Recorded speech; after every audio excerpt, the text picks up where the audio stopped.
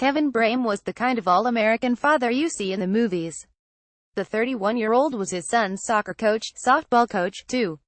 He took them to museums, and also made sure they did their homework after school. Prior to having kids, Kevin had served as a member of the Air Force Reserves. He then joined the Dayton, Ohio Police Department, where he served for 6 years. His mom, Rosemary Brame, told Dateline that Kevin's ultimate goal in life was to be a good cop. Kevin Brame, Rosemary Brame, and a good cop he was.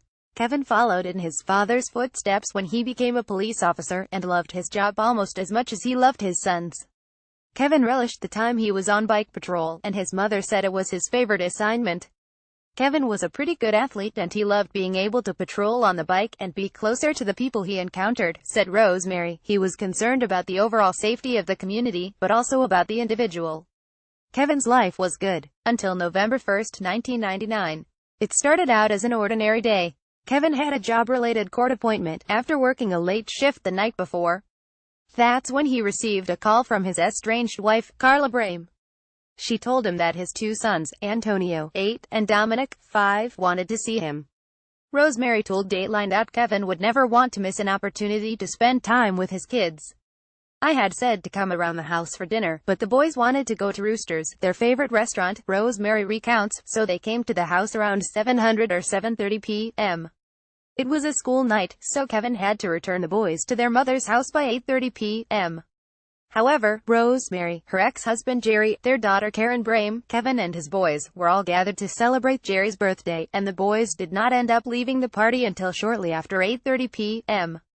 The next thing that Rosemary knew, she was receiving a call from Carla at 8:59 p.m., who said Kevin had gotten shot in her yard.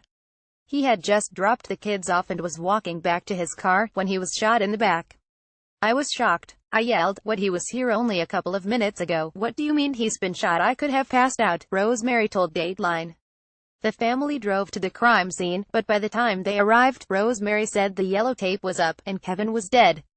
Detective Patricia Tackett of the Dayton Police Department confirmed to Dateline that on the night of the shooting, Carla's neighbor called police at 8:54 p.m. to report gunshots. 4 minutes later, Carla also called in to report gunshots, and that Kevin was down in the front yard. Kevin Brame and his mom, Rosemary Brame, Kevin's mother, Rosemary, told Dateline what she believes happened that night. He was parked in the driveway next to Carla's house, and someone hiding in the bushes shot him from behind with a shotgun, she said. He had no chance to defend himself. According to police, Carla has been uncooperative, has cut ties with the family and relocated to Texas. I have not been able to talk to my grandchildren since that night, Rosemary said. In 2004, the Dayton Police Department created a special unit specifically to work on this case, and Det. Tackett joined the team a year later. Dayton police were unable to comment on specific leads, but Det. Tackett said it does remain an open case and they still get calls on it all the time. However, not all of those calls are made with good intent. Sometimes people are just calling to get out of jail. They claim to have been there based on the details that have been disclosed to the media, so we have to be really careful, Det.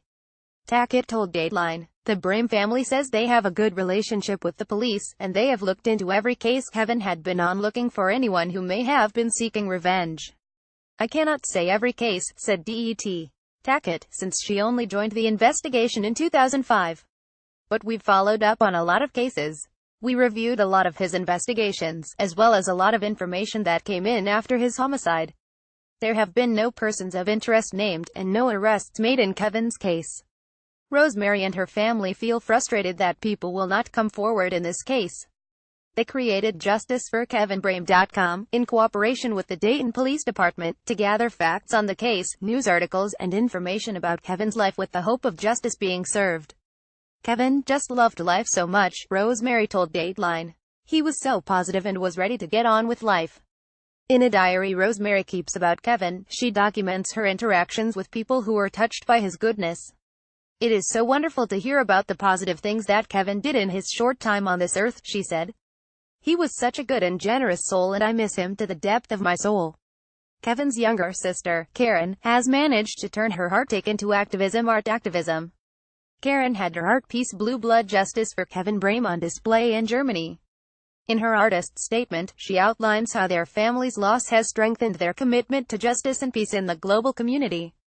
Karen said, "Words cannot describe the depth of my sincerest hope that blue blood justice for Kevin Brame will be viewed to better understand the severity of a crisis that has become pandemic," which she names as black male victims of violence. Blue blood justice for Kevin Brame. Karen Brame. No matter how many pieces of art are made in Kevin's name, though, his mom Rosemary says his loss will never get easier. "I miss everything about my son, his laughter, his smile," Rosemary told Dateline. "His brother and sister have lost a quintessential brother. And he was so loved by his loyal friends who still come by and visit me." She told Dateline she does believe that the answers to her son's unsolved murder case are closer than they may seem. "We know people know. We know there are people here in Dayton who know," Rosemary said. "There's no way in a town the size of Dayton this shouldn't have been solved long ago." Kevin's father passed away in the years following his son's death without knowing what happened to his son that night, or bringing justice to his killer. There is currently a reward of up to $100,000 for information leading to an arrest in this case. If you have any information concerning what happened to Kevin Brame, contact the Dayton Police Department at 9,373,337,109.